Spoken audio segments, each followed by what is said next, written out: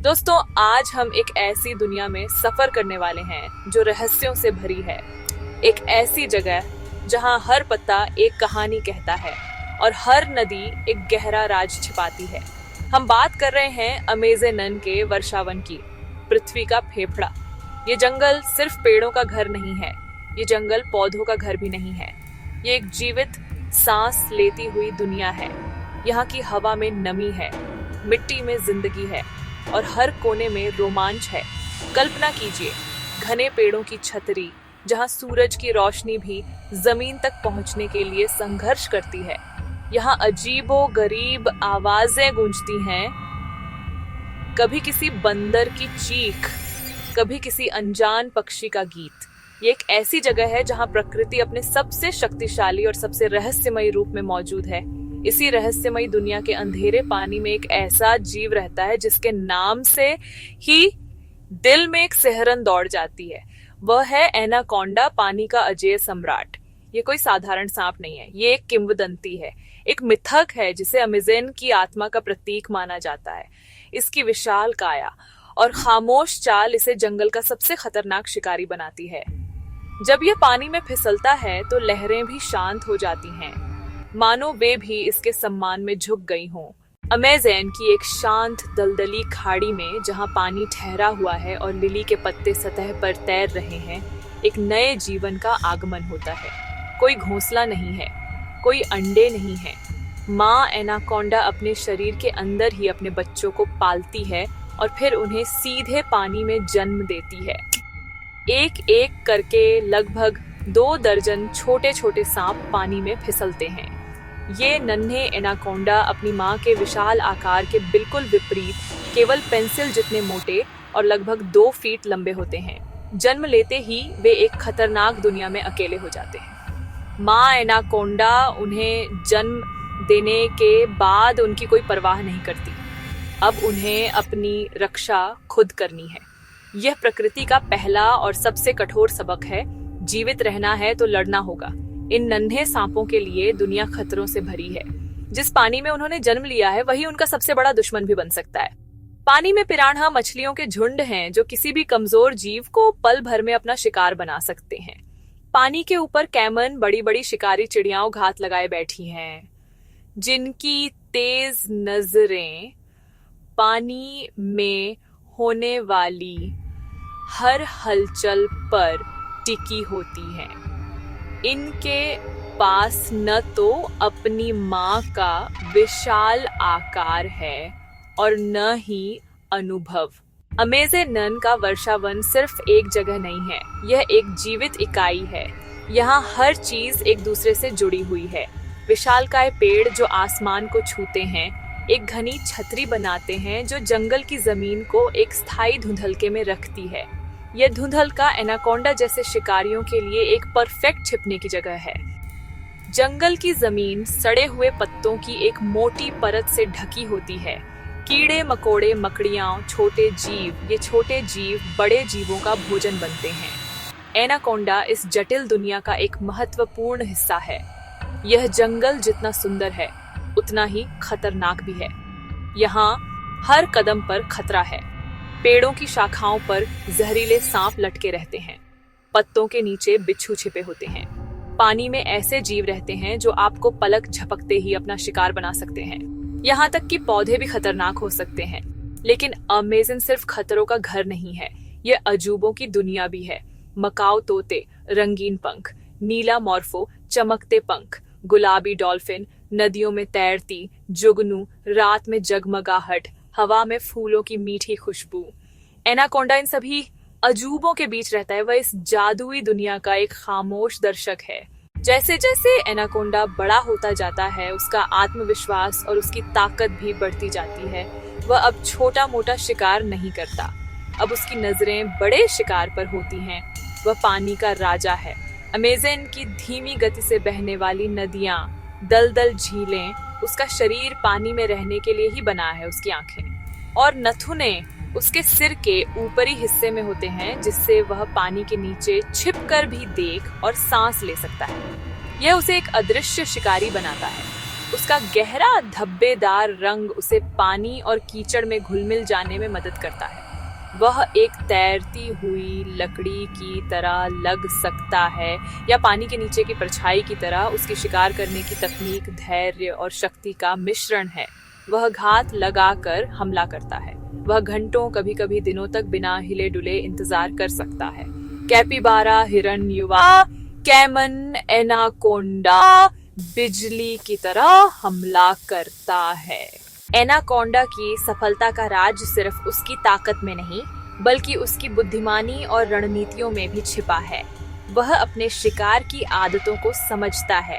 वह जानता है कि जानवर पानी पीने के लिए कहाँ आते हैं, वे किन रास्तों का इस्तेमाल करते हैं और वे किस समय सबसे ज्यादा सक्रिय होते हैं। वह इस ज्ञान का उपयोग अपने लिए सही घात लगाने की जगह चुनने के लिए करता है। वह अक्सर पानी के उन संकरे रास्तों को चुनता है जहां से जानवरों को गुजरना ही पड़ता है। वह पानी के नीचे डूबे हुए पेड़ों की जड़ों या घने पौधों के पीछे छिप जाता है, जहां उसे देख पाना लगभग असंभव होता है। उसकी रणनीति है इंतजार करना और दुश्मन को अपनी दुनिया में खींच लाना, जहां वह सबसे ज्यादा शक्तिशाली है, पानी में। जंगल में जीवित रहने के लिए एनाकोंडा को सिर्फ शिकार ही नहीं करना होता, बल्कि खुद को शिकार बनने से भी बचाना होता है।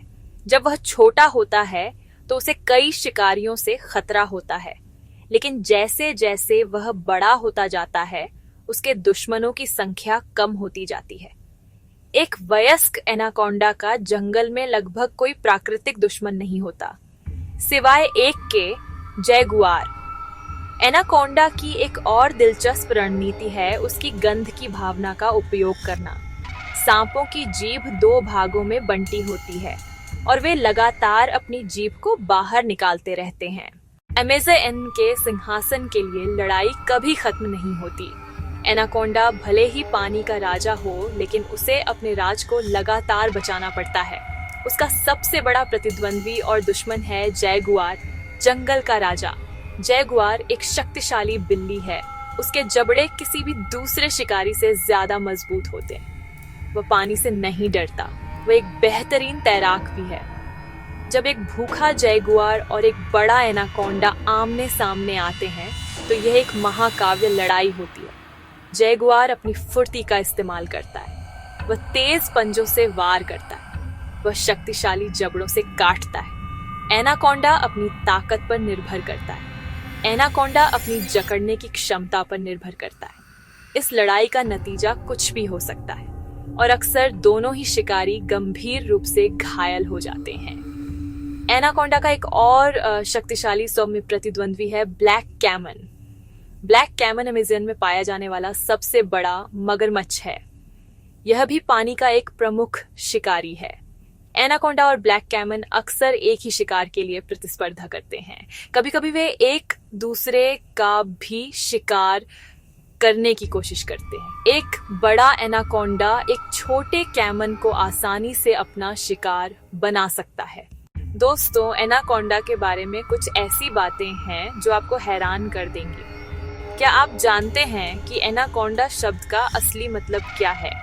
यह तमिल भाषा के शब्द आनई कोंड्रान से आया है, जिसका मतलब होता है हाथी का हत्यारा।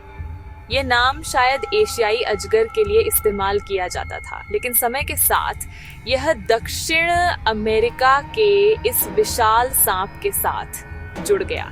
ये एक दिलचस्प तथ्य है जो दिखाता है कि कैसे कहानियां और नाम दुनिया भर में सफर करते हैं। अमेज़न में एनाकोंडा कभी किसी हाथी का शिकार नहीं करता, क्योंकि वहां हाथी होते ही नहीं हैं। एक और अविश्वसनीय तथ्य यह है कि एनाकोंडा की 4 अलग अलग प्रजातियां होती हैं। Green anaconda, yellow anaconda, darkly spotted anaconda, Bolivian anaconda. जिस एनाकोंडा के बारे में हम सबसे ज्यादा बात करते हैं वह है ग्रीन एनाकोंडा, दुनिया का सबसे भारी सांप। इसका वजन 250 किलोग्राम तक हो सकता है, जो 3 इंसानों के वजन के बराबर है। कल्पना कीजिए एक ऐसा सांप जो एक स्कूल बस जितना लंबा हो सकता है। हालांकि यह थोड़ी अतिशयोक्ति है, लेकिन 30 फीट तक के एनाकोंडा देखे गए हैं। एनाकोंडा के प्रजनन का तरीका भी बहुत अनोखा है। जब प्रजनन का समय आता है तो कई नर एनाकोंडा एक अकेली मादा के चारों ओर इकट्ठा हो जाते हैं। वे एक विशाल गेंद बना लेते हैं जिसे ब्रीडिंग बॉल कहा जाता है। इस गेंद में 1 दर्जन तक नर हो सकते हैं जो सभी उस एक मादा के साथ संगम करने के लिए प्रतिस्पर्धा करते हैं। यह प्रक्रिया 1 महीने तक चल सकती है। दोस्तों, हमने एनाकोंडा की अद्भुत और रहस्यमयी दुनिया की यात्रा की। हमने देखा कि कैसे वह जन्म लेता है, कैसे वह संघर्ष करता है और कैसे वह अमेज़न के सबसे शक्तिशाली शिकारियों में से एक बन जाता है। एनाकोंडा की कहानी हमें प्रकृति की अविश्वसनीय शक्ति और जटिलता के बारे में सिखाती है। यह हमें दिखाती है कि हर जीव, चाहे वह हमें कितना भी डरावना क्यों न लगे, इस दुनिया में एक महत्वपूर्ण भूमिका निभाता है। एनाकोंडा सिर्फ एक सांप नहीं है, वह अमेज़न की आत्मा का प्रतीक है, जंगली, शक्तिशाली और रहस्यमयी। वह उस नाजुक संतुलन का हिस्सा है जो इस ग्रह पर जीवन को बनाए रखता है। लेकिन आज यह संतुलन खतरे में है। अमेज़न का वर्षा वन, एनाकोंडा का घर हमारी आंखों के सामने नष्ट हो रहा है। हर मिनट फुटबॉल के मैदानों जितने बड़े जंगल काटे जा रहे हैं। पेड़ों की कटाई, खनन, खेती के लिए जमीन साफ करने से न केवल एनाकोंडा बल्कि अनगिनत अन्य प्रजातियों के घर भी छिन रहे हैं। नदियां प्रदूषित हो रही हैं, जिससे पानी में रहने वाले सभी जीवों का जीवन खतरे में पड़ गया है। ये एक भयानक त्रासदी है, क्योंकि जब हम अमेज़न को खोते हैं तो हम सिर्फ पेड़ और जानवर नहीं खोते। एनाकोंडा की कहानी हमें एक शक्तिशाली संदेश देती है। यह ग्रह केवल हमारा नहीं है, हम इसे अनगिनत अन्य प्रजातियों के साथ साझा करते हैं। हमें सह अस्तित्व में रहना होगा। आइए हम सब मिलकर इस अनमोल विरासत को आने वाली पीढ़ियों के लिए बचाएं।